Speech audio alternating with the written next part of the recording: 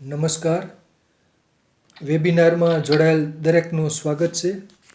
આજે ગિરનારી મંડળનો 744મો વેબિનાર છે.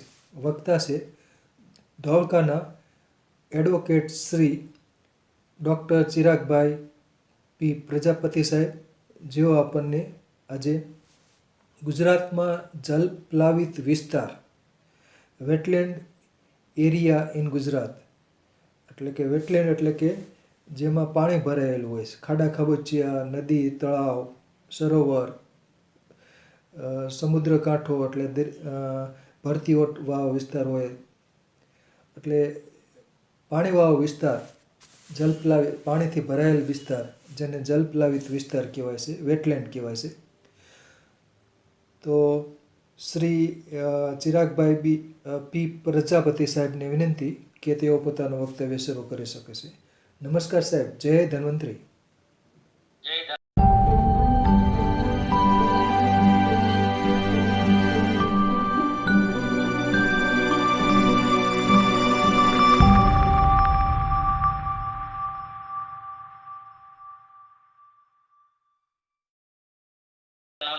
સર્વને નમસ્કાર. અગાઉની જેમ જ એક નવા વિષય સાથે અત્રે પ્રસ્તુત કરું છું. ગુજરાતના જલપ્લાવિત વિસ્તાર એટલે કે વેટલેન્ડ્સ ઓફ ગુજરાત. આજનો વિષય પણ ખૂબ ગહન અને ચિંતનાત્મક છે, રસપ્રદ છે. ગિરનારી મંડળ આવા અવનવા વિષયને લઈ અને પ્રસ્તુત થાય છે, તે બદલ સર્વ સભ્યોનો મંડળ વતી હું આભારી છું. તો સૌ પ્રથમ આપણે જોઈએ કે વેટલેન્ડ એટલે શું. આપણને પ્રશ્ન થાય, જલ પ્લાવિત, હિન્દીની અંદર એને આર્દ્ર ભૂમિ, પલણવાળો વિસ્તાર, સાહેબે કીધું એમ દલદલ, ભીમી માટીવાળો વિસ્તાર, વિવિધ પ્રકારના પરિસર તંત્રો દ્વારા બનતો આ એક ખૂબ જ અગત્યનો, જેમાં અવારનવાર પાણી ઠલવાતા રહેતા હોય એવા વિશિષ્ટ પ્રકારના સંતૃપ્ત માટીની જેમાં હાજરી હોય એવા વિસ્તારને આપણે જલપ્લાવિત વિસ્તાર એટલે કે વેટલેન્ડ્સ તરીકે ઓળખીએ છીએ. જે પાણીથી પૂરેપૂરો ભરાયેલો હોય અથવા ત્યાં પાણી રેલમ હોય અથવા પાણીમાં ડૂબાડૂબ હોય એવો આ વિસ્તાર કાયમી પણ હોય અથવા ઋતુ અનુસાર એટલે કે ઋતુગત નિયમિત રીતે તેમાં પાણી ભરાયેલું જોવા મળે. અવારનવાર કે કાયમી રીતે પાણીથી ભરપૂર રહેતી આવી જમીન જે છે એ પ્રાણવાયુ યુક્ત વાતાવરણનું સર્જન કરે છે, એટલે કે ક્યારેય પાણીથી ખાલી થતું નથી. આવી જમીનને હાઇડ્રોજન યુક્ત એટલે કે હાઇડ્રિક જમીન તરીકે આપણે ઓળખીએ. વધુમાં સમગ્ર વિસ્તારમાં છીછરા પાણીનું સામ્રાજ્ય વધુ હોવાથી ત્યાં બિનવાયુ જેવી જમીન જે છે એ વાતાવરણને લીધે ખાસ પ્રકારની વનસ્પતિનો પણ ત્યાં વિકાસ થાય છે. એટલે કે આવા વિસ્તારની અંદર ઘાસિયા વિસ્તારો જે આજુબાજુ હોય છે એવા કલણવાળા વિસ્તારની અંદર વિશિષ્ટ પ્રકારની ઘાસ જેવી વનસ્પતિ, જેને આપણે હાઇડ્રોફિટ્સ એટલે કે જલતરુ, જમીનની અંદર ઉગતી વનસ્પતિ તરીકે પણ ઓળખી શકીએ. પાણીમાં ઉગતી આવી જે વનસ્પતિઓ જે છે એ સંપૂર્ણ કે ક્યારેક અર્ધ ડૂબેલી વનસ્પતિઓ પણ તેમાં જોવા મળે છે. ભરપૂર માત્રામાં વિકસતી અને ક્યારેક પોતાનું અસ્તિત્વ પણ ત્યાં ટકાવી રાખે છે. એટલે કે વાતાવરણ અનુસાર આવી વનસ્પતિઓ આ વિસ્તારની અંદર પોતાનું અસ્તિત્વ ટકાવી રાખે છે. અનોખા પ્રકારની પાણીમાં ઉગતી અપૂર્ણ કે અર્ધ ડૂબેલી વનસ્પતિઓ તથા પાણીમાં નીપતા જે જીવો છે એટલે કે પાણી પર નભતા જીવો જે છે એ આખી જીવ સૃષ્ટિનું આ કલણવાળા એટલે કે જલપ્લાવિત વિસ્તારો એની રચના કરે છે. એટલે જીવ સૃષ્ટિની સંપૂર્ણ રચના આ જલપ્લાવિત વિસ્તારોની અંદર, વેટલેન્ડની અંદર જોવા મળે છે. એટલે આ જીવ સૃષ્ટિના વિસ્તારને આપણે વેટલેન્ડ ઇકોસિસ્ટમ તરીકે પણ ઓળખીએ છીએ. જલપ્લાવિત વિસ્તાર જે પ્રદૂષકો છે, વાતાવરણમાં રહેલા પ્રદૂષકો છે, એનું ગારણ કરે છે. એટલે કે એનું શોષણ કરે છે. એટલે પૃથ્વીની કિડની, પૃથ્વીના મૂત્રપિંડ તરીકે પણ આપણે એને ઓળખી શકીએ. એ પૂરનું જોશ પણ ઓછું કરે છે. એટલે કુદરતી આફતો હોય, સુનામી જેવી ઘટનાઓ હોય તો તેને પણ રોકે છે. એટલે કુદરતના એક સ્પોન્જ, એક વાદળી સ્વરૂપે પણ એને આપણે નામ આપી શકીએ. ભૂગર્ભનું જળ જે છે, વરસાદ પડે, નદી નાળાઓ ભરાઈ જાય ત્યારે એ જળ જે છે એ વ્યય ના પામે. એટલે આ વેટલેન્ડ્સ જે છે એ ભૂગર્ભ જળ પોતાની અંદર સમાવે છે. એટલે કે ભૂગર્ભ જળનું રિચાર્જ કરે છે. પક્ષીઓ માટે તો એવું કહી શકાય કે સ્વર્ગ સમાન છે.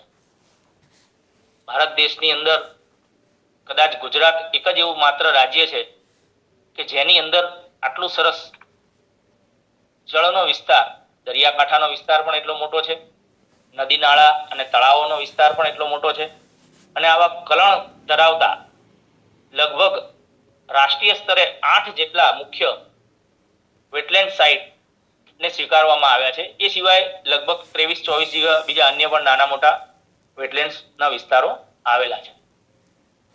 પરિસર તંત્ર પર સીધું અવલંબન રાખે છે એવા લોકો માટે પણ જીવાદોરી છે.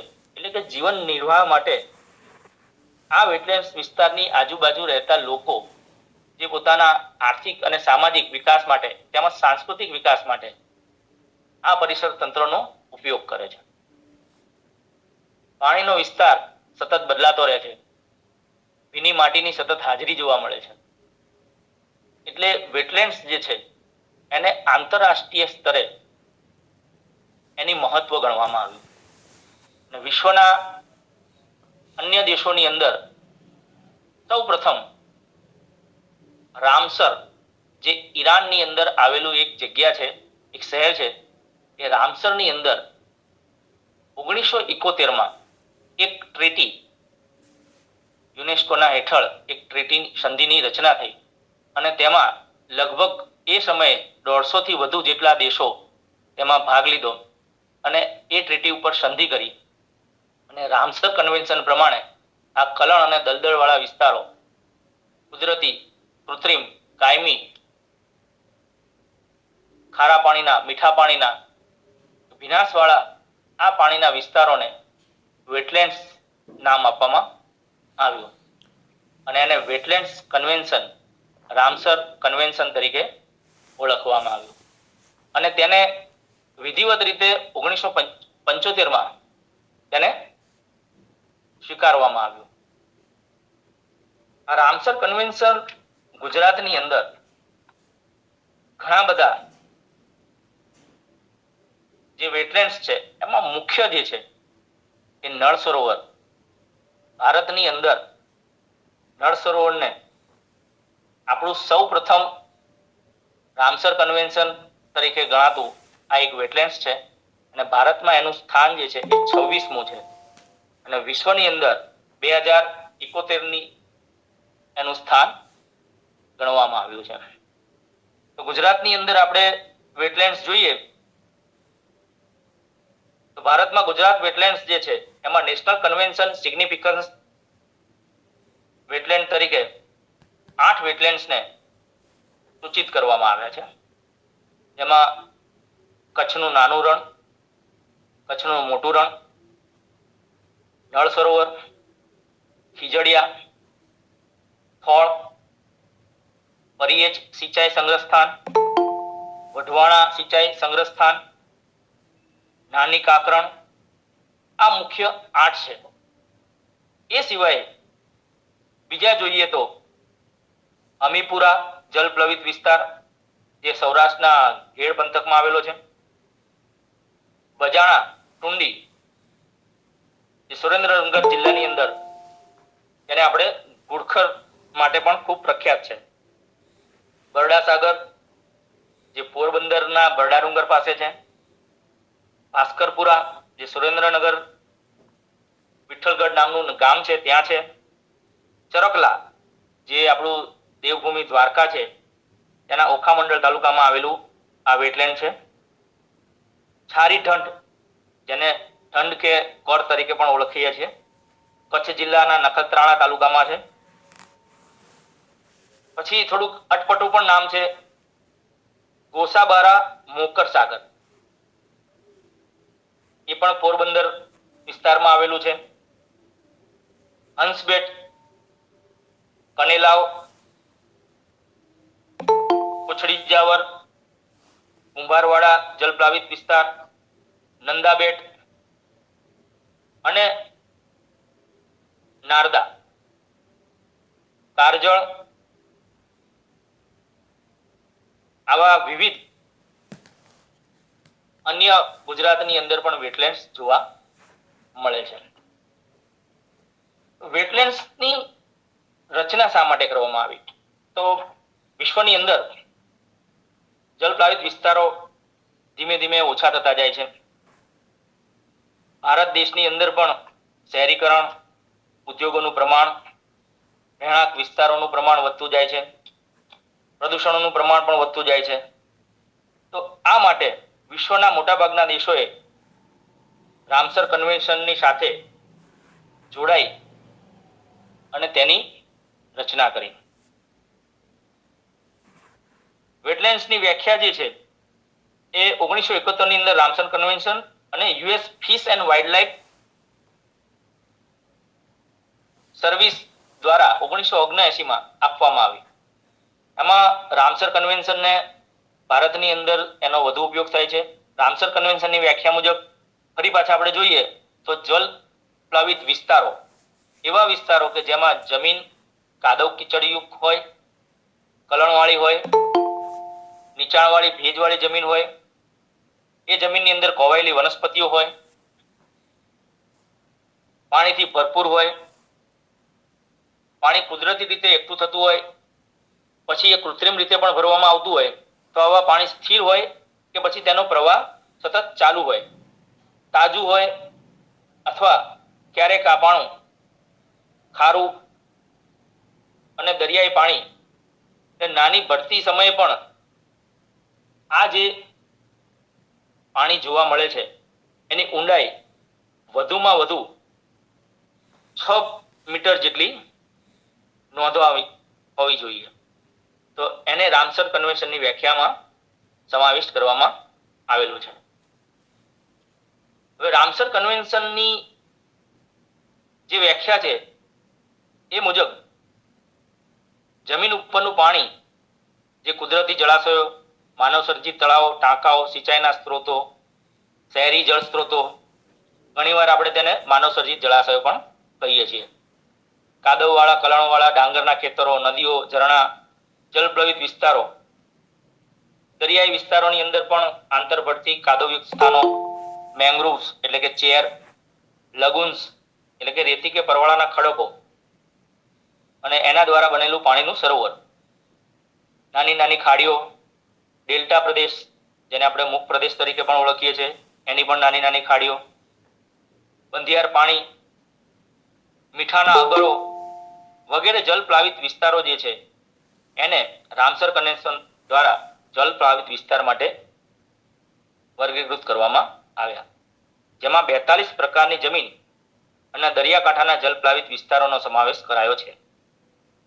પરંતુ આમાં નદી પ્રવાહ, ડાંગરના ખેતરો અને દરિયાકાંઠાના જલ પ્લાવિત વિસ્તારોનો સમાવેશ કરવામાં આવ્યો નથી.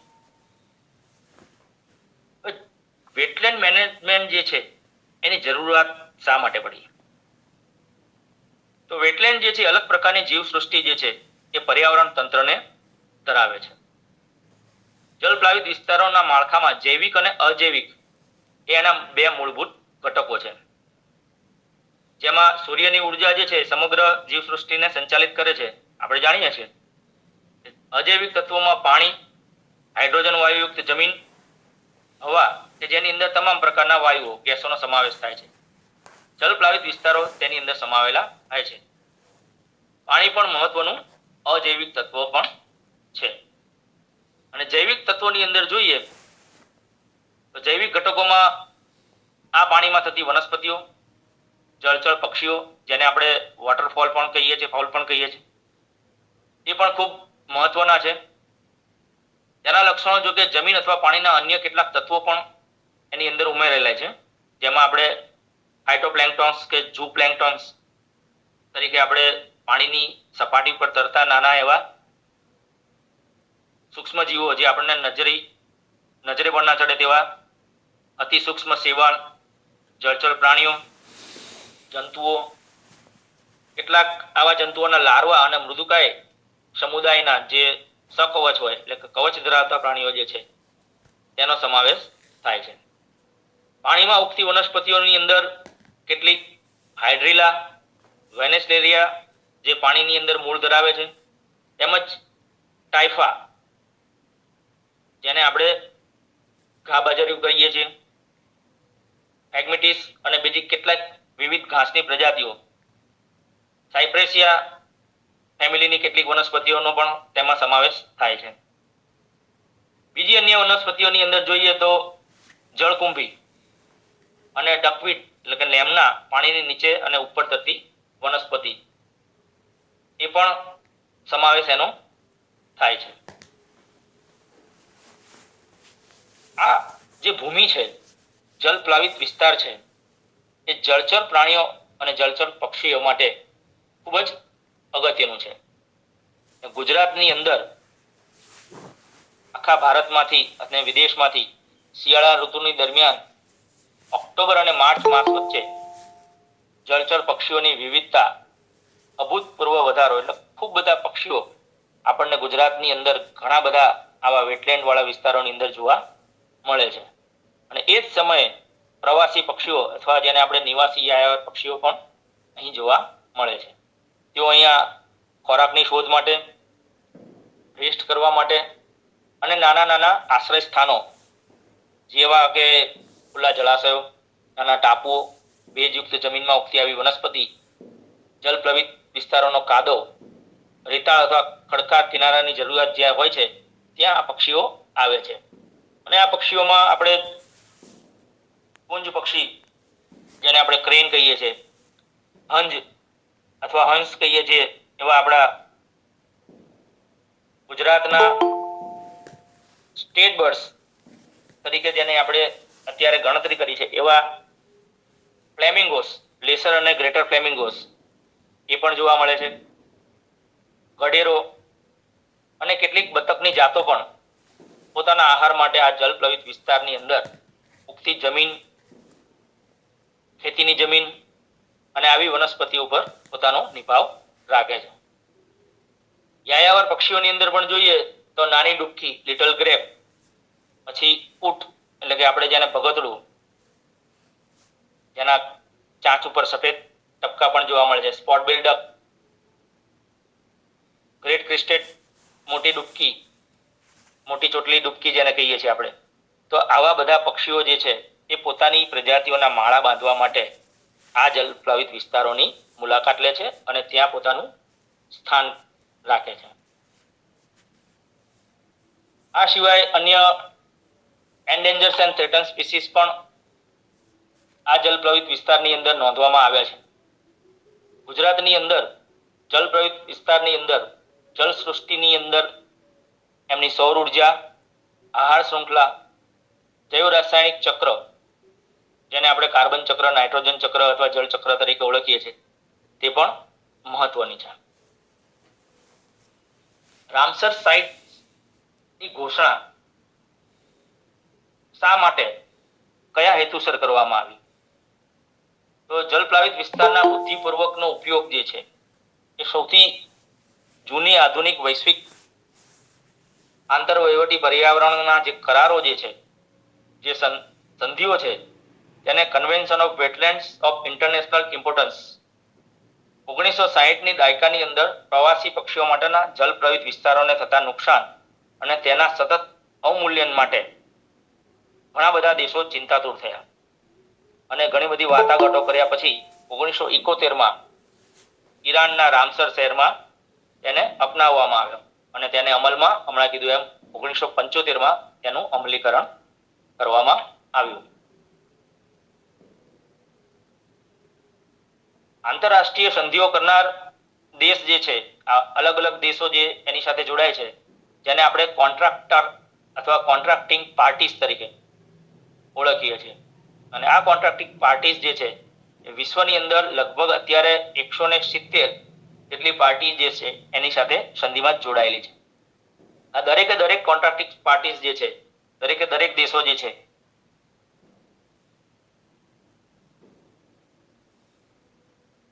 જળપ્લાવિત પ્રદેશોને વેટલેન્ડ સાઇટમાં સામેલ કરવા માટે પોતાની પ્રસ્તાવનાઓ પણ મૂકી શકે છે. રામસર કન્વેન્શનના કેટલાક માપદંડો હોય તો એની અંદર એ ખરા ઉતરે તો તેને એ દેશના જલપ્લાવિત વિસ્તારોને વેટલેન્ડ ઓફ ઇન્ટરનેશનલ ઇમ્પોર્ટન્સ અથવા રામસર સાઇટમાં સમાવેશ કરવામાં આવે છે. આવી વિશ્વની અંદર 2186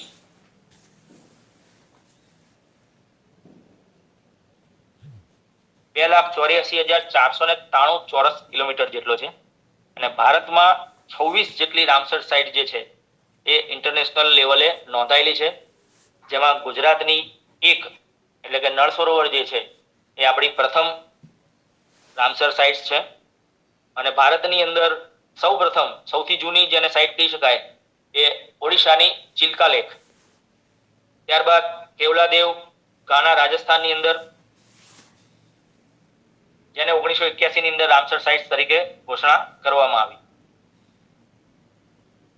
સૌથી નવી રામસર સાઇટ એટલે આપણી નળ સરોવરની પક્ષી અભયારણ્ય, જેને 24 સપ્ટેમ્બર 2012 ના રોજ રામસર સાઇટ તરીકે ઘોષિત કરવામાં આવી છે. હવે અત્યારે આપણે બધા જ જે જલપ્લાવિત વિસ્તાર છે એમાં ગુજરાતના મુખ્ય વેટલેન્ડ વિસ્તાર છે એની આપણે ચર્ચા કરી, જેમાં નળ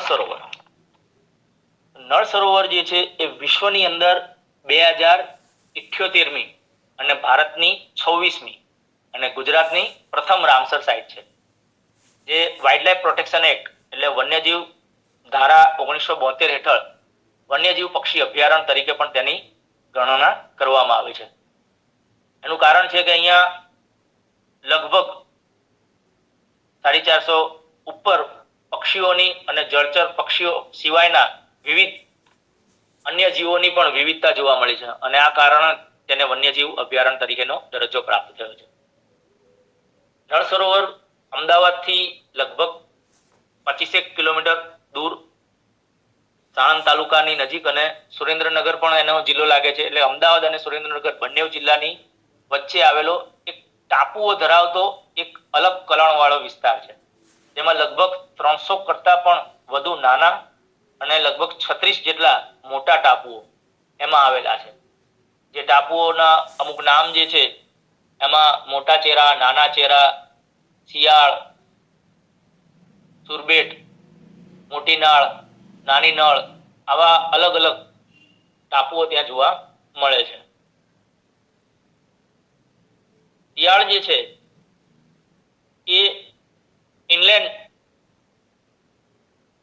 વિસ્તાર તરીકે પણ ત્યાં ઓળખવામાં આવે છે અને આ વિસ્તારની અંદરથી કેટલાક કૃત્રિમ જળાશયો પણ ત્યાં બનાવેલા છે, એટલે એને સેટેલાઇટ વેટલેન્ડ્સ તરીકે પણ આપણે ઓળખીએ છીએ.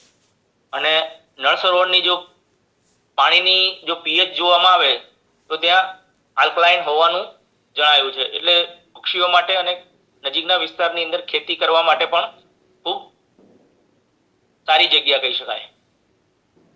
આ પાણીની સપાટી જે છે એ ઘેરાયેલી છે, એટલે કે ખુલ્લી સપાટી નથી, એટલે કે રીટ્સ તરીકે ઓળખાતી વનસ્પતિઓથી ઢંકાયેલી છે, જેમાં અન્ય પ્રકારની વનસ્પતિ, જેમાં હમણાં વાત કરી એમ ટાઇફા, બખેડો, સાયપ્રેસી ફેમિલી, ગોધરો જે છે એવી અને ડીલો જેવી વનસ્પતિઓ પણ નોંધવામાં આવી છે. માનવ સર્જિત વેટલેન્ડ્સ જે છે, જેને આપણે સેટેલાઇટ વેટલેન્ડ જે છે એ પણ અહીંયા જોડતી કડી છે. નળ સરોવરની અંદર જે મુખ્ય પ્રવેશ કરતી નદી જે છે, જેને બ્રાહ્મણી નદી, અહીંની લોકલ ભાષાની અંદર એને બામણી નદી તરીકે પણ ઓળખીએ છીએ, એ પણ એનો પ્રવેશ દ્વાર છે. એટલે કે ઇનલેટ અને આઉટલેટ બંને તરીકે, એટલે પ્રવેશ અને નિકાસ. અને જે નિકાસનો ભાગ જે છે, આઉટલેટ જે છે, એ દક્ષિણ પશ્ચિમના કિનારો જે છે, જે શિયાળ ગામ છે તેની પાસે જોવા મળે છે, જેને અહીંના લોકો ભોગાવાનો પટ અથવા ખારો પટ તરીકે અથવા વિશાળ ખાડી જેવો ભાગ જે છે તેના તરીકે ઓળખે છે. અહીંયા વિવિધ પક્ષીઓ જે છે એમાં 225 જેટલા પક્ષીઓ નોંધાયા છે. એમાં 125 જેટલા જળચર પક્ષીઓ, 63 જેટલા પ્રજાતિના વિશેષ મર્યાદિત અને સ્થાનાંતરિત પક્ષીઓ છે, 42 જેટલા નિવાસી પક્ષીઓ છે અને 20 જેટલા ઋતુ સ્થાનાંતર કરનારી પ્રજાતિઓ જે છે એ નોંધવામાં આવી છે. નાના મોટા કિનારે જે છે વેટ્સ પણ જે છે એ પણ જોવા મળ્યા છે. કેટલીક વન્યજીવની પ્રજાતિઓ પણ જોવા મળે છે. નળ સરોવર યુરોપ, મધ્ય એશિયા, સાઇબિરિયા, રશિયા અને ભારતીય ઉપખંડમાંથી વિવિધ યાયાવર પક્ષીઓ જે છે એ અહીંયા વિશ્વભરની અંદરથી બીજા કેટલાક પ્રજાતિના પક્ષીઓ પણ અહીંયા જોવા મળ્યા છે અને એ પોતાના માર્ગ ઉપરથી અહીંયા વ્યૂહાત્મક રીતે નજરે પડ્યા છે.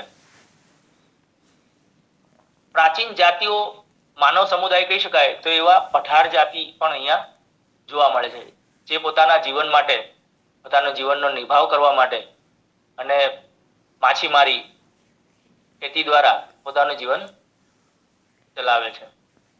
હવે તો નર્મદાના નીર પણ આ નળ સરોવરને મળવાની શરૂઆત થઈ ગઈ છે.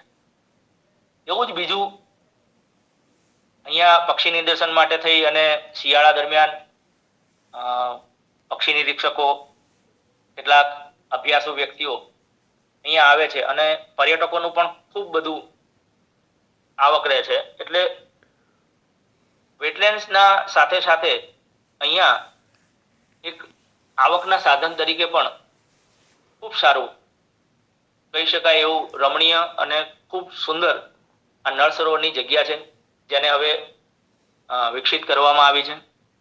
આજુબાજુના ગ્રામ્ય વિસ્તારમાંથી વિદ્યાર્થીઓ, શાળાના વિદ્યાર્થીઓ, કોલેજના વિદ્યાર્થીઓને લાવી અને વન્યજીવ અને પશુ પક્ષી અને વેટલેન્ડ્સ વિશેના સેમિનાર સરકાર શ્રી દ્વારા, ફોરેસ્ટ ડિપાર્ટમેન્ટ દ્વારા ગોઠવવામાં આવે છે. આવું જ બીજું એક વેટલેન્ડ જે છે ગુજરાતની અંદર, એ પણ કુદરતી વેટલેન્ડ છે, જેને છારી ઢંઢ, કચ્છમાં આવેલું નખત્રાણા પાસે મીઠા પાણીનું આ સરોવર છે. કુદરતી છીછરા પાણીનું આ સરોવર છે. એને 2008ની અંદર વેટલેન્ડ્સ તરીકે મીઠા પાણીનો જે વિકાસ ત્યાં જોવા મળ્યો, વેટલેન્ડ્સ તરીકે એને સ્વીકારવામાં આવ્યું છે અને આઈબીએ તરીકે બન્નીના ઘાસના મેદાનો જે છે એ પણ અહીંયા, એટલે આઈબીએ તરીકે પણ એનું સ્થાન જે છે એમાં મેળવવામાં આવ્યું છે, એટલે સ્થાનમાં એનો સમાવેશ કરવામાં આવે છે. મુખ્યત્વે અહીંયા પાણી જે છે ખુલ્લા પાણીનો, મીઠા પાણીનો અને દરિયાના પાણી, એટલે ક્યારેક અહીંયા ખારા પાણી અને મીઠા પાણી બંનેનો સમન્વય જોવા મળે છે. પાન જેવી વનસ્પતિઓનો પણ વિસ્તાર છે. જેમ નળ સરોવરની અંદર 300 કે 350 જેટલા બેડ્સ છે, પરંતુ આ વિસ્તારમાં એક પણ પ્રકારના બેડ્સ જોવા મળતા નથી, પરંતુ એની આજુબાજુ જે છે એ નાના નાના ડુંગરાઓ અને ટેકરીઓ જે છે એ જોવા મળે છે. એટલે એ વિવિધ સેટેલાઇટ વેટલેન્ડ્સ તરીકે ઓળખાય છે, જેને આપણે એ ટેકરીઓને ઢંઢ, જે છારી ઢંઢ જે નામ આપ્યું છે, ઢંઢ કે ઢંઢ કે કર તરીકે પણ ઓળખવામાં આવે છે. અહીંયા પક્ષીઓની વિવિધ જાતિઓમાં લગભગ 90 ઉપર પક્ષીઓની જાતિઓ જે છે એ નોંધવામાં આવી છે. પાણીમાં તરનારા, કાદવ પૂંજનારા, કીચડિયા, આવા જળ વિસ્તારની અંદર લગભગ ઘણા બધા પક્ષીઓ જે છે અહીંયા નોંધવામાં આવ્યા છે અને આ જળ વિસ્તાર જે છે એ 80 ચોરસ મીટર જેટલો નોંધાયેલો છે. કુદરતી સરોવર છે. છારી ઢંઢ વેટલેન્ડ્સની ખાસ વિશેષતા એ છે કે અહીંયા હજારોની સંખ્યામાં ક્રેન્સ જે છે એનું આ આવાસ સ્થાન છે, એટલે કે અહીંયા આવીને રહે છે. આજુબાજુની અંદર ક્યાંય ગામ જોવા બહુ ઓછા ગામ છે, જેની અંદર એકાદું ગામ જે છે જેને ફુલાઈ નામનું એક ગામ છે ત્યાં જોવા મળે છે. ત્યારબાદ ગુજરાતની અંદર થોળ પક્ષી અભયારણ્ય જે મહેસાણાની અંદર કડી તાલુકા પાસે આવેલું છે. થોળ પક્ષી અભયારણ્ય એ અમદાવાદથી પણ 25-30 કિલોમીટર જેટલું અને નળ સરોવરથી 65 કિલોમીટર જેટલું અંતર ધરાવે છે. આ એક માનવ સર્જિત એટલે કે કૃત્રિમ સરોવર છે અને એની રચના જે છે એ પાણીના જરૂરિયાતને આધારે સિંચાઈ માટે થઈ અને ગાયકવાડ પરિવારના જે સત્તાધીશો જે છે એને સિંચાઈ માટે થઈને આ તળાવની રચના કરી, એટલે કે સ્થાનિક લોકો જે છે એ સિંચાઈ માટે તેનો ઉપયોગ કરે. અને importance birds and biodiversity area IBA હેઠળ આ ક્ષેત્રને આવરિત કરવામાં આવ્યું છે. અહીંયા પણ 100 જેટલા પક્ષીઓ જે છે એ નોંધવામાં આવ્યા છે. એમ જ અહીંયા IUCN એટલે કે international union of nature and natural conservation હેઠળ અને WPA એટલે વાઇલ્ડલાઇફ પ્રોટેક્શન એક્ટ 1972 હેઠળ શેડ્યુલ 1 ની અંદર આવતી ભયગ્રસ્ત જાતિઓનો પણ અહીંયા નોંધવામાં આવી છે. ખાસ કરીને અહીંયા સર્પગ્રીવ, ડાર્ટર અને ફાટી ચાંચ જેને આપણે ઓપન બિલ સ્ટોક કહીએ છીએ અને કેટલાક બગલા જે છે એ અહીંયા ઘણા બધા આજુબાજુ વૃક્ષો જે છે એની ઉપર પોતાનું નેસ્ટિંગ કરતા જોવા મળે છે. એટલે આ વિસ્તાર ખૂબ જ અગત્યનો છે. અહીંયા ઉપરવાસમાંથી વરસાદ દરમિયાન પાણી જે છે એ પૂરું પડે છે. અહીંયા ગાજહંસ, રાજહંસ અને ભગવી સુરખાબ જે છે અને કેટલાક બતકો જે છે એના માટે આ ઘાસિયા પ્રદેશો એ આવાસનું સ્થાન છે. અહીંયા પક્ષી નિરીક્ષકો માટે ખાસ વોચ ટાવર બનાવેલા છે અને પ્રવાસીઓ માટે પણ ખૂબ જ રમણીય સ્થળ છે. અહીંયા આવી અને વોચ ટાવર દ્વારા પક્ષીનું વહેલી સવારે એ લોકો નિદર્શન કરી શકે છે. ત્યારબાદ વઢવાણા નામ મુજબ આ સિંચાઈ સંગ્રહ સ્થાન વડોદરાની અંદર ડભોઈ તાલુકામાં નજીક લગભગ વડોદરાથી 50 કિલોમીટર જેટલું દૂર છે અને આની રચના પણ આની સિંચાઈનું પાણી પૂરું પાડવા માટે સયાજીરાવ ગાયકવાડ દ્વારા તેનું નિર્માણ કરવામાં આવ્યું હતું અને અહીંયા પણ નર્મદામાંથી પાણી ઠાલવવામાં આવે છે. ત્યારબાદ જોઈએ આપણે ખીજડીયા. તો ગુજરાતની અંદર ખીજડીયા એક એવી જગ્યા છે કે જે જામનગરથી લગભગ 12 કિલોમીટરના અંતરે આવેલું છે અને નજીકની અંદર મરાઇન નેશનલ પાર્ક એટલે કે દરિયાઈ રાષ્ટ્રીય ઉદ્યાન જે છે એની ખાડી પણ એની સાથે મળે છે.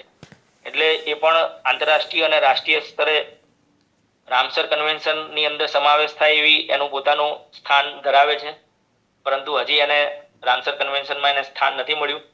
ખૂબ મોટો વિસ્તાર છે, નાના મોટા એની અંદર ટાપુઓ પણ જોવા મળે છે. ખીજડીયા વેટલેન્ડ્સ જે છે એ પક્ષીઓ માટેનું પણ એક સ્વર્ગ સમાન ભૂમિ કહી શકાય. ત્યારબાદ કચ્છનું મોટું રણ અને નાનું રણ. મોટા રણની અંદર ગુજરાતની અંદર સૌથી વધુ જે પક્ષી આવી રહ્યું છે એ આપણું ફ્લેમિંગો જે છે એ ફ્લેમિંગો સિટી તરીકે પણ અહીંયા કચ્છના રણની અંદર ગ્રેટર રણ ત્યાં આવી અને પોતાના માળા બનાવે છે, જે માટીના ભીનાનો ઉપયોગ કરી અને માટીના માળાનું રચના કરે છે. આ અભયારણ્ય સિવાય કચ્છના નાના રણની અંદર પણ જેને આપણે ઘોડખર અભયારણ્ય તરીકે ઓળખીએ છીએ ત્યાં પણ ઘણા બધા પક્ષીઓ અને ઘણા જળચર અપૃષ્ઠવંશી અને પૃષ્ઠવંશી પ્રાણીઓ પણ ત્યાં નોંધવામાં આવ્યા છે. નાની કાકરણ એ નવસારી જિલ્લામાં આવેલું છે. ત્યારબાદ અમીપુરા જળપ્લવિત વિસ્તાર જે સૌરાષ્ટ્રના ઘેડ પંથકની અંદર પોરબંદરથી કુતિયાણા તાલુકાની અંદર આવેલું, એટલે અમીપુર ગામની નજીક હોવાથી તેને અમીપુરા જળપ્લવિત વિસ્તાર તરીકે ઓળખવામાં આવે છે. બજાણા ટુંડીની વાત કરીએ એ સુરેન્દ્રનગરના પાટડીથી 8 કિલોમીટર દૂર, જે ઘુડખર માટે પણ પ્રખ્યાત છે. એટલે વાઇલ્ડેસ સેન્ચ્યુરી તરીકે બજાણા ટુંડીનો વિસ્તાર ઓળખવામાં આવે છે. બરડા સાગર બરડા ડુંગર પાસે આવેલો છે પોરબંદરમાં. ભાસ્કરપુરા જે સુરેન્દ્રનગરના વિઠ્ઠલગઢ પાસે. ચરકલા દેવભૂમિ દ્વારકાની અંદર છારીઢંડની પણ વાત કરી. ગોસાબારા મોકર સાગર એ પણ પોરબંદરમાં આવેલો જલપ્લવિત વિસ્તાર છે. હંસબેટ એ પચ્છમ વિસ્તારની અંદર આવેલો આ બેટનો વિસ્તાર છે. કનેલાવ આણંદ જિલ્લામાં તારાપુર નજીક જે ખંભાતની ટોચ ઉપર આવેલું જે વડગામ જે છે ત્યાંથી માત્ર 5 કિલોમીટર દૂરના અંતરે આવેલું. કુછડી જાવર એ પણ પોરબંદરની નજીક આવેલું વેટલેન્ડનો વિસ્તાર છે. કુંભારવાડા ભાવનગર સ્થિત વેટલેન્ડ વિસ્તાર છે. નંદાબેટ કચ્છના રાપર તાલુકાના નંદા ગામની નજીક આવેલું છે. કાજજળ જે ગિરનાર સોમનાથ ગીર સોમનાથનો જે વિસ્તાર જે છે એ કોડીનાર તાલુકામાં આવેલું એક છે. નારદા ખેડા જિલ્લામાં અને પોરબંદર જલ પ્લવિત વિસ્તાર. એ ગુજરાતની અંદર મોટાભાગના જે વેટલેન્ડ્સના વિસ્તારો જે છે એ સૌથી વધુ વેટલેન્ડ્સ જે છે એ પોરબંદર જિલ્લાને પ્રાપ્ત થયેલ છે. હવે આ ગુજરાતના વેટલેન્ડ્સ જે છે એ બહુમુખી હોવા છતાં સંવેદનશીલ છે. કેમ કે આ જળચર પ્રાણીઓ ઉભયજીવીઓનું ઘર છે. વિવિધ વિજાતીય વસવાટો, સરોવરો, તળાવો, નદીઓ, નદીના મેદાનો, આંતરભટ્ટીના વિસ્તારો, નદીના મુખો એટલે કે ડેલ્ટા પ્રદેશો, મેંગ્રુવ્સ આ બધાને આવરી લે છે. કોરલ રીફ અને અન્ય સંબંધિત ઇકોસિસ્ટમ જે રામસર કન્વેન્શન અંતર્ગત વ્યાખ્યાયિત છે. વેટલેન્ડ્સ એ માર્શફેન, પીટલેન્ડ અથવા પાણીના વિસ્તારો છે. પછી ભલે તે કુદરતી હોય, કૃત્રિમ, તાજા કે ખારા પાણીના, દરિયા પાણીના અલગ અલગ વિસ્તારો જેની ઊંડાઈ ઓછી ભરતી વખતે 6 મીટરથી વધુ ન હોય આવા વેટલેન્ડ્સ હાઇડ્રોલોજીકલ ચક્રમાં એક મહત્વની કડી છે. તેના પ્રવાહ, શુદ્ધિકરણ અને નિયમન, મત્સ્ય ઉદ્યોગ, પ્રાણીઓ, સૂક્ષ્મજીવો, નાની નાની વનસ્પતિઓ, છોડ વગેરે માટે રહેઠાણની જોગવાઈઓ, મનોરંજન અને પ્રવાસન માટેની તકો પૂરી પાડવી એ બધી સેવાઓ જે છે એ પૂરી પાડે છે. અંતરિયાળ વેટલેન્ડ એ ભૂગર્ભ જળ અને પેટાભૂમિ જળચરોને ફરી મળતા મહત્વના જળચર સંસાધનો છે. દરિયાની ભીની ભૂમિઓ જેમાં મેંગ્રુવ્સ, નદી મુખો, પરવાળાના ખડકો વગેરેનો સમાવેશ થાય છે. દરિયાઈ જીવન માટે પણ મુખ્ય રહેણાંકો છે. કેટલાક ખારા પાણીના ઘૂસણખોરીના જે પાણી અંદર જતું હોય એની સામે કુદરતી અવરોધો પણ પૂરા પાડે છે. દરિયાકાંઠાની જમીન અને આંતરદેશીય જળ વસવાટોનું રક્ષણ કરે છે. વસવાટમાં વન્ય પ્રાણીઓની વિપુલતા અને વિતરણ જળ વિસ્તારોના વિસ્તરણ એના પર આધારિત છે. આમ આ વેટલેન્ડ્સ જે છે એમાં વૈશ્વિક સ્તરે ભારતની અંદર નોંધપાત્ર વિસ્તારો જોવા મળે છે. ગુજરાતની અંદર ભીની જમીનના વિસ્તારોની અંદર ફ્લેમિંગો જે છે એ આખો વિશાળ મંડળ ધરાવે છે. ભારતની અંદર કેટલીક ઝીલ, તળાવ, ડેમ, મોસમી જળાશયો, ડાંગરના ખેતરો, નદીવાળી જમીન, દરિયાના કિનારો, કોરલ રીફ્સ, નદી મુખો, કાદવના વિસ્તારો વગેરે જે છે એને વસવાટ જે છે એની વિવિધતા સમૃદ્ધ કરવા માટે થઈ અને આ વેટલેન્ડ્સ નોંધપાત્ર યોગદાન આપે છે. આપણા દેશની અંદર લગભગ એટલે કે આશરે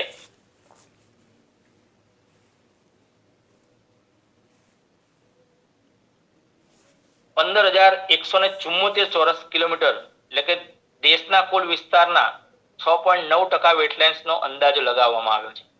જે ભારતના તમામ રાજ્યોમાં ગુજરાતનો સ્થાન જે છે એ સૌથી વધુ છે. ગુજરાતમાં પાણીયુક્ત જમીનોનો આશરે વિસ્તાર 34,350 ચોરસ કિલોમીટર એટલે કે રાજ્યના ભૌગોલિક વિસ્તારનો 17.6 અને રાષ્ટ્રીય જળભૂમિનો 22.9% જેટલો વિસ્તાર છે. બીજા શબ્દોમાં કહીએ આપણે તો તો ભારતની ચોથા ભાગની આકર્ષક ભીની જમીન જે છે એ આપણા ગુજરાતને પ્રાપ્ત થઈ છે. ત્યાં આપણને આવા લાખો રંગબેરંગી સુંદર જળ પક્ષીઓનો લેન્ડસ્કેપ પણ જોવા મળે છે. શિયાળા દરમિયાન ગુજરાતની અંદર અસંખ્ય આવા જળ પક્ષીઓ જે છે એ દેશમાં સૌથી વધુ જે છે એ ગુજરાતને અંદર જોવા મળે છે. પૂર્વ યુરોપીય અને પશ્ચિમ એશિયાના યાયાવર પક્ષીઓ ભારતના પઠાર પર જવાના માર્ગે દેશના પશ્ચિમ ભાગમાંથી પસાર થાય છે અને ઘણા લોકો શિયાળાની આખી ઋતુમાં ગુજરાતમાં જ આ પક્ષીઓ જે છે અહીંયા રહે છે અને કેટલાક ડેક્કનના ઉચ્ચ પ્રદેશમાં પાછા ત્યાં જતા રહે છે. ફરીથી માર્ચ અને એપ્રિલમાં વિપરીત પરિસ્થિતિઓ સર્જાય તે દરમિયાન આ પક્ષીઓ સંવર્ધન સ્થાનો તરફ ફરી પાછા પ્રયાણ કરે અને થોડો સમય ભીની જમીનમાં રહે છે. ગુજરાતની અંદર મુખ્ય બે અખાત, જેમાં કચ્છનો અને ખંભાત, એવી જ રીતે બે રણ પ્રદેશ છે, ગ્રેટર રણ અને લિટલ રણ. દરિયાકાંઠાની ભીની જમીનનો, મિશ્રિત દરિયાઈ અને તાજા પાણીની ભીની જમીનોનો વિશાળ વિસ્તાર જે છે એ આપણને પ્રાપ્ત થયેલ છે. જે જમીનમાં આખા દેશના જે છે એ આખા અનુપમ ભાગ, જેને આપણે કહી શકાય કે ખૂબ સુંદર ભાગ તરીકે વિસ્તરેલો છે. વેટલેન્ડનો વિસ્તાર કચ્છના નાના રણમાં ઘણા બધા પક્ષીઓની વિવિધતા જે છે ત્યાં જોવા મળે છે. એમાં ભીની જમીનોની અંદર હમણાં વાત કરી તેમ કચ્છનું મોટું રણ જે અભયારણ્ય તરીકે, નાના રણને જંગલી ગધેડાનું અભયારણ્ય તરીકે, એટલે કે આપણા વાઇલ્ડલેસ જંગલી ગધેડાને વાઇલ્ડલેસ ઇક્વેસ હેમિનિયોનસ ખર. મરાઇન નેશનલ પાર્ક જે ભારતનું સૌપ્રથમ દરિયાઈ રાષ્ટ્રીય ઉદ્યાન છે જે ગુજરાતને પ્રાપ્ત થયેલ છે. એવી જ રીતે નળ સરોવર પક્ષી અભયારણ્ય, થોળ પક્ષી અભયારણ્ય, પોરબંદરનું અભયારણ્ય, ખીજડીયા પક્ષી અભયારણ્ય, છારીદંડ સંરક્ષણ, અનામત રાષ્ટ્રીય સંરક્ષણની જે મહત્વની જળભૂમિઓ જે છે એ હેઠળ ભારતના વેટલેન્ડ્સની યાદીમાં કુલ આવા 8 વેટલેન્ડ્સને નેશનલ કન્ઝર્વેશન સિગ્નિફિકેશન વેટલેન્ડ્સ તરીકે સૂચિત કરવામાં આવ્યા છે.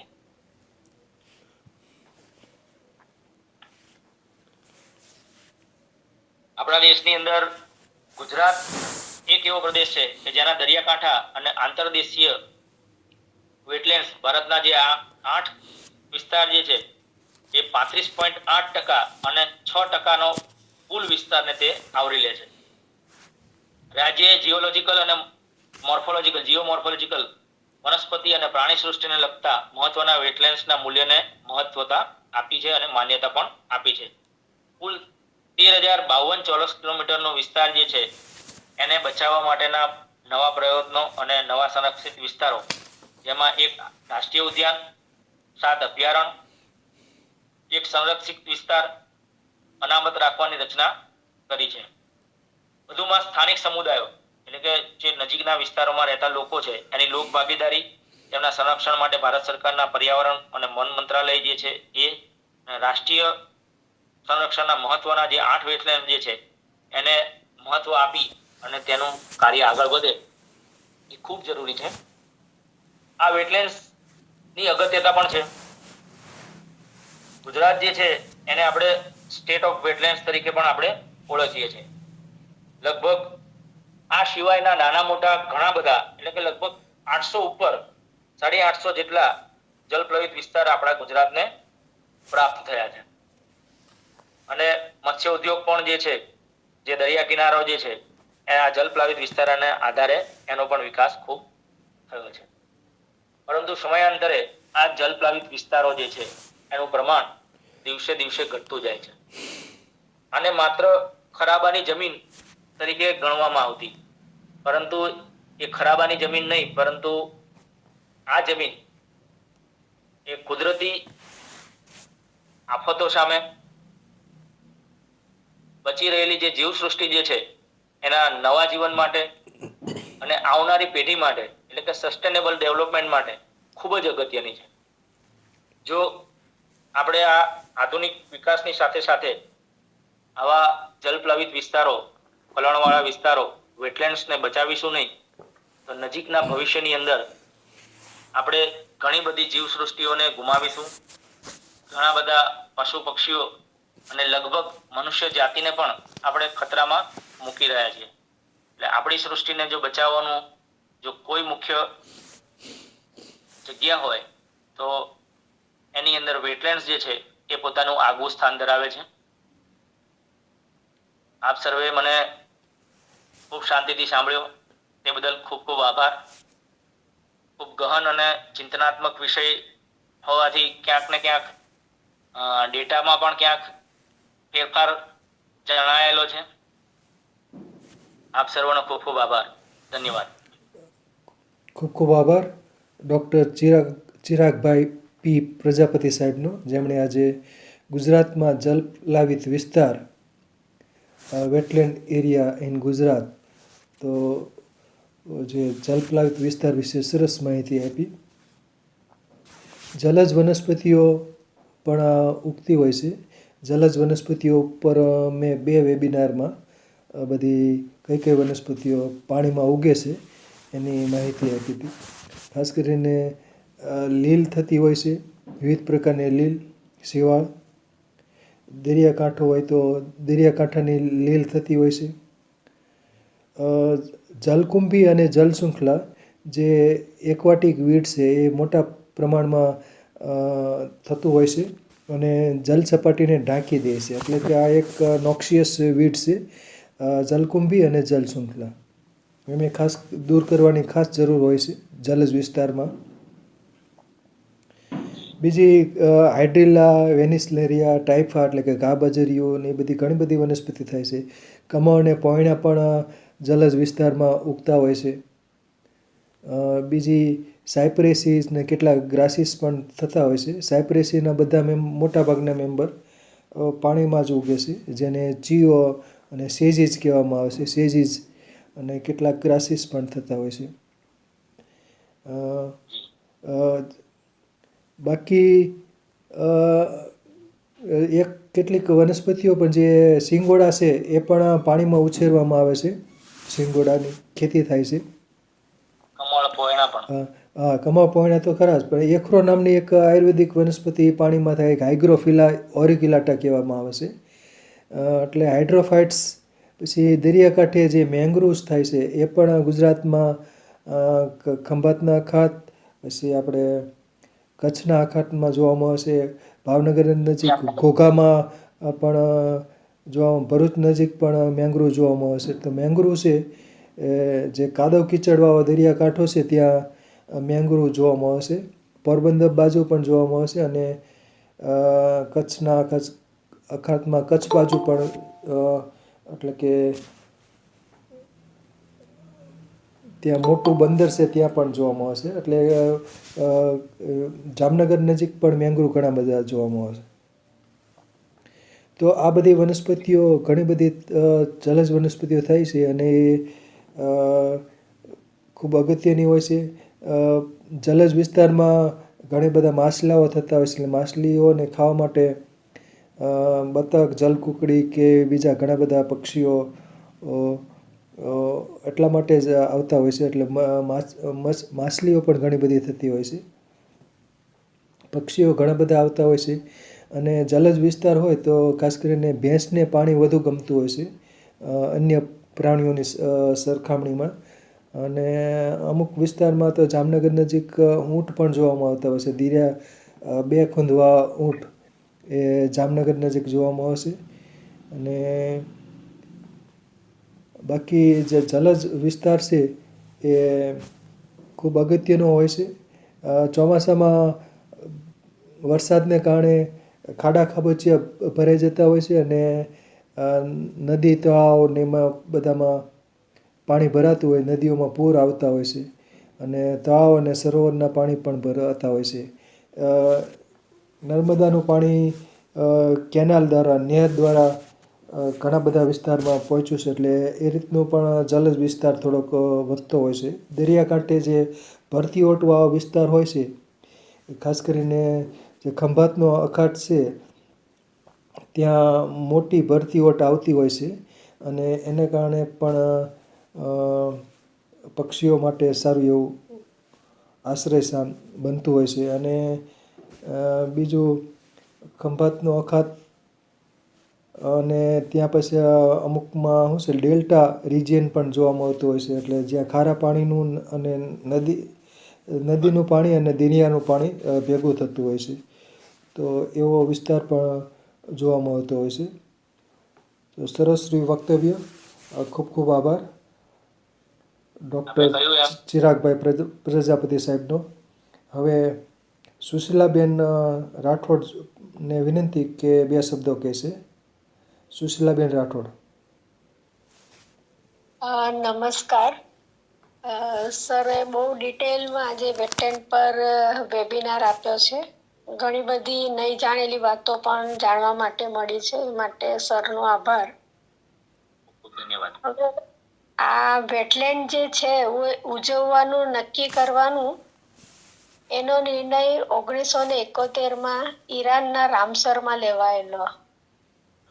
એટલે આપણા માટે આ વસ્તુ બહુ ગંભીર હોવી જોઈએ કે 71માં જો વેટલેન્ડ બચાવવાનું બહુ જરૂરી હતું, તો આજે 2025માં આપણે કેટલા બધા સિન્સિયર બનવું જોઈએ વેટલેન્ડ બચાવવા માટે. પણ આ સમાજમાં વેટલેન્ડ બચાવવા બાબતે અવેરનેસ બહુ ઓછી જોવા મળે છે.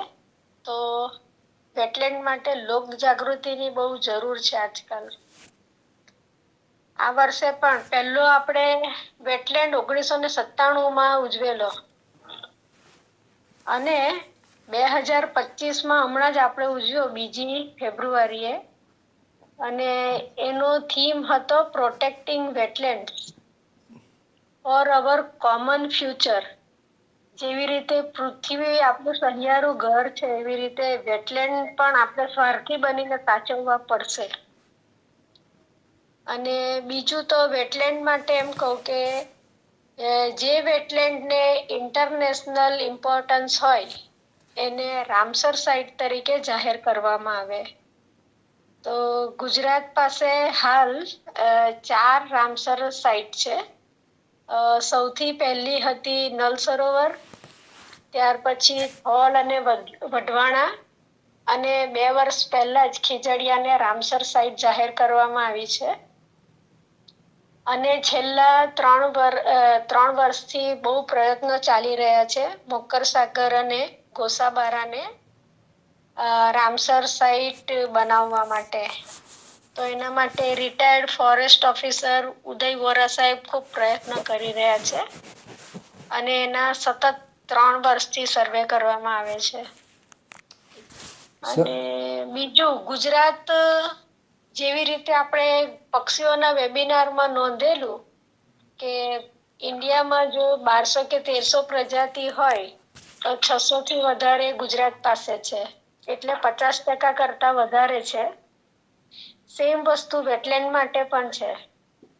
ગુજરાત પાસે સૌથી વધારે વેટલેન્ડ આવેલા છે, અને એટલે જ એને લેન્ડ ઓફ વેટલેન્ડ્સ કે સ્ટેટ ઓફ વેટલેન્ડ્સ એવું પણ કહેવામાં આવે છે. આપણું સૌથી મોટું વેટલેન્ડ છે સુંદરબન, વેસ્ટ બેંગાલમાં. અને બીજું પાણી બાબતે જોઈએ તો કદાચ ચિલ્કાનો નંબર આવે. જેવી રીતે આપણને જીવવા માટે પર્યાવરણ જરૂરી છે, કારણ કે પર્યાવરણ પોષક છે. પર્યાવરણમાંથી આપણને બધી જ વસ્તુ મળી રહે છે. આ વેટલેન્ડ પણ પર્યાવરણનો જ એક ભાગ છે, પણ એ શોષક છે. અતિશય પૂર આવે કે સુનામી હોય તો આવા વેટલેન્ડ હોય તો એ બધું પાણી એમાં સમાઈ જાય, અને જે નુકસાન થવું જોઈએ એના કરતા ઓછું નુકસાન થાય. તો એ રીતે પણ વેટલેન્ડનું એક આગવું મહત્વ છે, જેને આપણે સમજી શકતા નથી. અને બધા વેટલેન્ડને પૂરીને આજકાલ તો એની પર બહુમાળી ઇમારતોને બધું બનાવવામાં આવે છે. તો સામાન્ય માણસોને જો એનું મહત્વ વધારે ને વધારે ખબર પડે તો આવા વેટલેન્ડને બચાવવા માટે કંઈક ઝુંબેશ ચલાવી શકાય. સરસ સરસ, બરાબર છે. બીજું છે એસ્ચ્યુરી, લગૂન, coral reef, salt water, marsh, પછી આ મેંગ્રુવ જંગલ, એ બધા જ વેટલેન્ડમાં ગણાય છે. આજકાલ તો નહેર છે કે બધાને પણ ડાંગરના ખેતરો એ બધાને વેટલેન્ડ ગણવામાં આવે. ટૂંકમાં એવું કહી શકાય કે વેટલેન્ડ એટલે વોટર બોડી, જ્યાં પાણી ભરાયેલું હોય. એ રીતે જોઈએ તો એક નાનું ખાબોચિયું પણ હોય તો ત્યાં 5-10 જાતના પક્ષીઓ આવેલા જ હોય. એ પાણી પીવા આવે કે ખાવા આવે પણ આવતા જ હોય છે. બરાબર, સરસ. તો આવા વેટલેન્ડ કાયમી હોઈ શકે, હંગામી હોઈ શકે, ઘણા ચોમાસાના 1-2 મહિના પછી સુકાઈ જાય, એ રીતે બધું બનતું હોય છે. પણ વેટલેન્ડ પણ આપણા એક અગત્યનો હિસ્સો છે, તો એને સાચવવા જોઈએ. બરાબર, સરસ સરસ.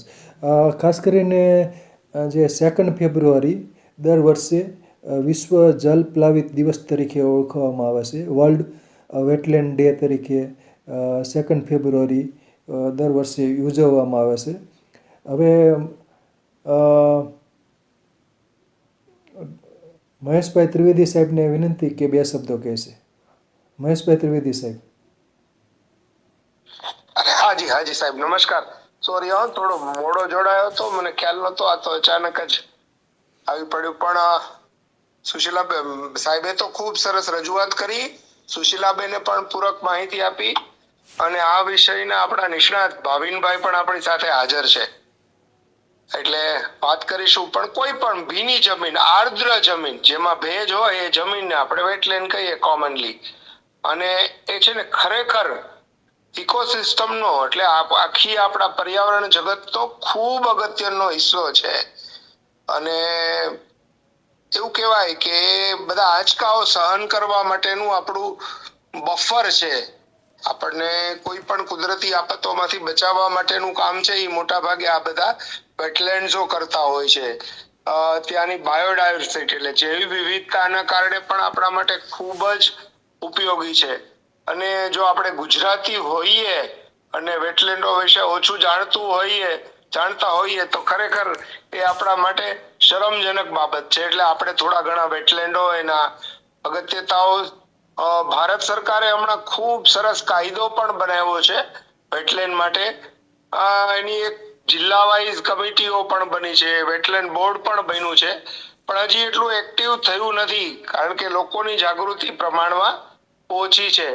પણ જ્યારે વેટલેન્ડ બોર્ડ બનશે અથવા તો લોકો વધારે પ્રોએક્ટિવ થશે ત્યારે આ બધી વસ્તુઓનો બહુ સારી રીતે આપણે બચાવ કરી શકીશું. બાકી તો આપણે જાણીએ છીએ, સુશીલાબેને કીધું એમ, કે ગામમાં જેટલા નાળા હોય બધા મોટા ભાગે ગેરકાયદે દબાણોથી દબાયેલા હોય અને એના કારણે જ પૂરની આફત પણ એના કારણે આવે છે અને વેટલેન્ડો પર પણ ખૂબ ખરાબ અસર એના કારણે થાય છે. પણ જળ છે એ જીવન છે, તો વેટલેન્ડ છે એ જીવનનું પૂરક વસ્તુ છે. એના વગરના જીવનો બહુ દુષ્કર છે. એટલા માટે વેટલેન્ડોને બચાવવા ખૂબ જ જરૂરી છે. આપણે પણ જાગીએ અને આ સૃષ્ટિમાં ખાલી મનુષ્ય એકલો છે ને એ જીવવા અને માટે જ નથી. ફરીવાર ઉમાશંકર સાહેબની પંક્તિ, વિશાળાએ આ વિસ્તાર જગ વિસ્તારે નથી એકલો જ માનવી, શું છે પંખી છે વનોતણી વનસ્પતિ. જો આ બધું હશે ને તો જ માનવનું જીવન વધારે સુખકારી રહેશે.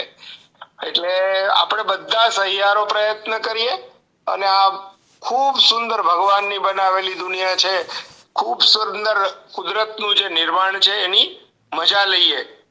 આ તો સાહેબે બહુ જનરલ વાત કરી, પણ ખરેખર તો એક પક્ષી, એ પક્ષીના રંગો, એ પક્ષીની ચાંચ, એનો વળાંક, એના પગની રચનાઓ, એની પાંખની રચનાઓ, એના કલરો, આ દરેક વસ્તુ એટલી સરસ, એટલી રસપ્રદ છે કે આપણને ખૂબ જ મજા આવે એવો આ વિષય છે. થોડો જો આપણે આમાં રસ લેતા થઈશું તો ખૂબ આનંદ આવશે. અને જ્યાં સુધી આપણે એને પૂરું જાણીશું નહીં ને ત્યાં સુધી બચાવવાનું આપણને ખાલી સૂત્રાત્મક લાગશે. પણ જ્યારે એને થોડુંક નજીકથી જાણીશું એટલે આપણને એના પ્રત્યે અહોભાવ થશે, એના પ્રત્યે પ્રેમ થશે અને પછી એ બચાવવાનું આપણને જોડાવાનું પણ વધારે ને વધારે ઈચ્છા થશે. આપણે ઈચ્છીએ કે પ્રગતિ તો થતી જ રહે એક બાજુ, પણ એની સાથે સાથે પર્યાવરણનું સંતુલન જળવાય, આપણો પ્રદેશ છે ઉત્તમ પ્રદેશ બની રહે. આપણે બધા સાથે સહિયારો પ્રયત્ન કરીએ. સુશીલાબેનનો, પ્રજાપતિ સાહેબનો અને મિતલિયા સાહેબનો ખૂબ ખૂબ આભાર. સરસ સરસ, આભાર સાહેબ, સરસ. ખાસ કરીને જે ચેક ડેમ છે મોટા મોટા, તો એનાથી પાણીનો સંગ્રહ થાય છે ને, પાણીનો સંગ્રહ જલજ વિસ્તારમાં થાય તો પછી જમીનમાં પાણીનું જે તળ હોય છે એ પણ ઊંચું આવતું હોય છે, એટલે કે એટલા માટે પણ જરૂરી છે.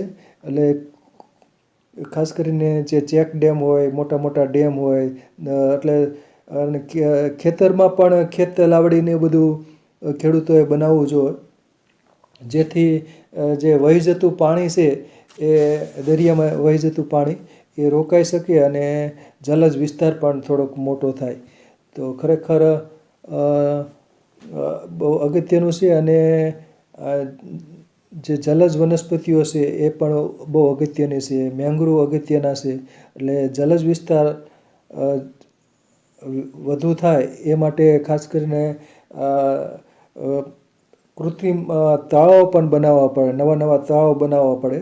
અને ખાડાવાળો વિસ્તાર જેટલો વધુ હશે એટલું પાણી વધુ ભરાય છે. એટલે જમીનને સમતલ કરવા કરતાં જ ખાડાવાળા વિસ્તાર વધુ તૈયાર કરવામાં આવે તો વધુને વધુ પાણી ભરાય. હવે ભાવિનભાઈ દેસાઈને વિનંતી કે 2 શબ્દો કહેશે. ભાવિનભાઈ દેસાઈ. જય ધનુદ્ર સાહેબ. બહુ મોડો જણાવવાનો હતું. મારે ચિરાગભાઈની સ્પીચ તો સાંભળવાની જ રહી ગઈ છે. સુશીલા